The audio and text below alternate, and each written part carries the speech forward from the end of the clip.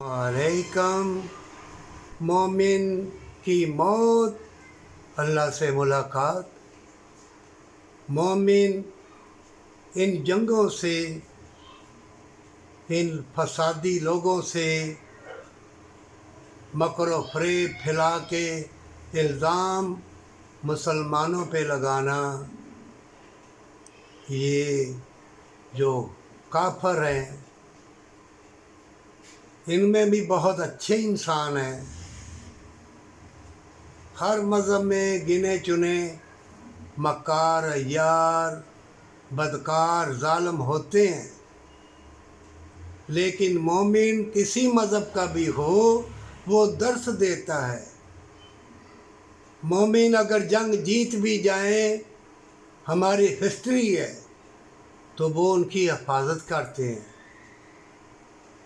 जंग के वक़्त सूरत तौबा में आया है, लड़ो, काटो एक दूसरे को, पकड़ लो, और जब कैद कर लिए जाएं मुशरिकीन काफिर जो भी, उनको वही हुकूक दो जो तुम्हारे हैं।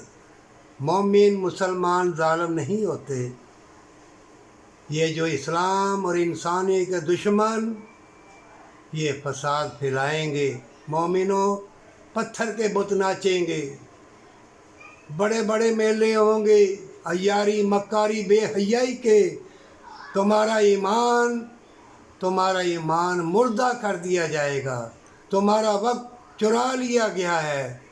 तुम्हें चमक दमकती चीज़ें दिखा के बड़े बड़े महल तमीर करने की तरगीब दी जाएगी कि वो महल बना, वो गाड़ी ले, वो बंगला ले, वो मॉल हाल, वो लड़कियां याशियाँ, लेकिन मौत तो आएगी।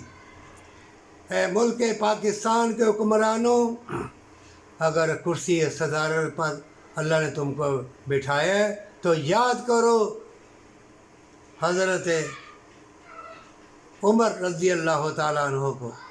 जब ऊँट पे जा रहे थे तो बारी एक ग़ुलाम बैठता था, आप मुहार पकड़ते थे, फिर कभी ग़ुलाम ऊपर, कभी खुद ऊपर।